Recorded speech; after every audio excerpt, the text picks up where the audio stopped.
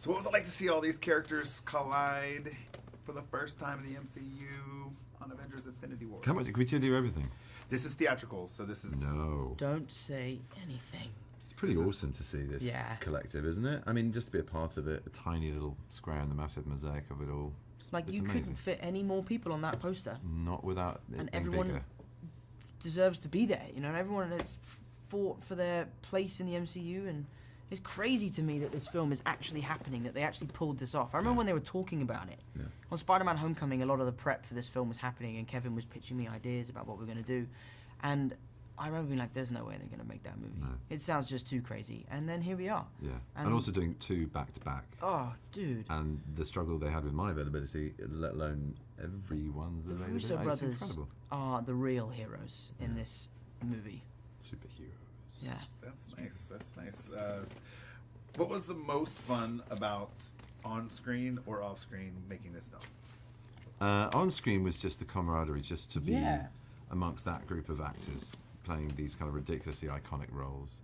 To step onto the set with Spider-Man and Tom, and to step onto set with Iron Man and RDJ and Pratt as Star. I mean, just all of it, just really good fun. And I was very excited to sort of have a goatee to goatee with the other sociopathic egomaniac.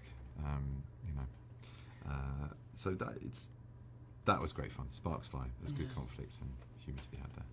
From the trailer, it looks like you two have... You can get your answer. Sorry. Oh, That's sorry.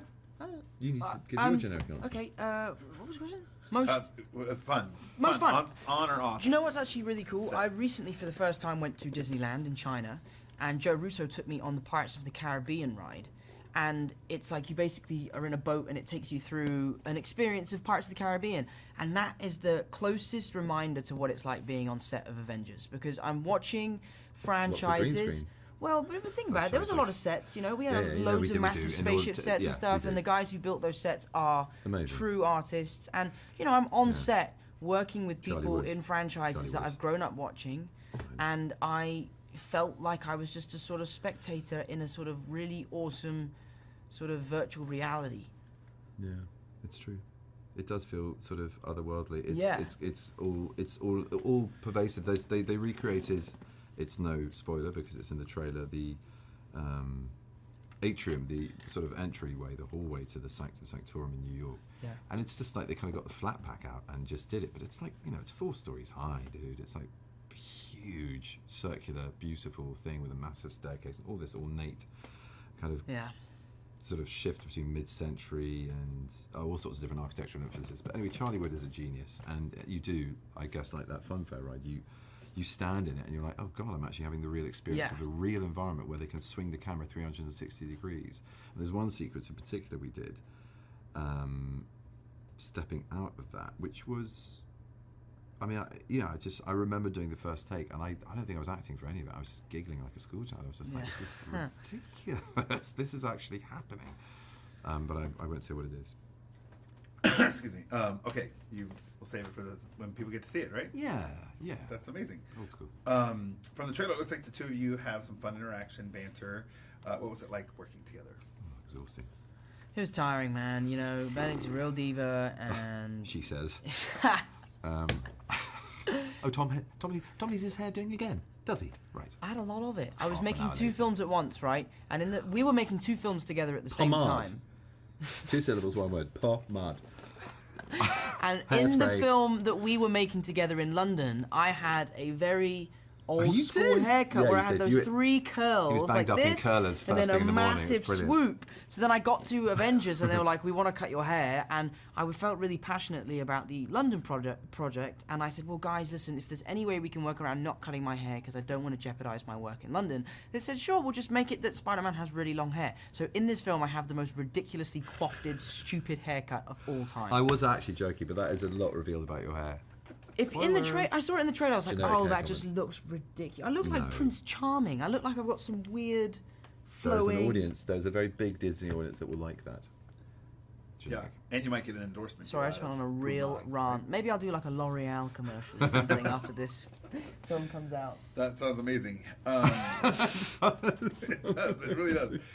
I'm not going to be distracted when I watch Sorry, the I film. know. Now I'll be distracted when I watch the It's film. I'm great just fun. gonna be It's watching great your hair. fun. We got to know each other over 2 films. We had a blast, and it's just so nice to have someone you know on set and someone you can trust. And it's as good for the craft as it is for the banter and just having a nice, relaxed time doing it. You know. So yeah, Can't wait to see it.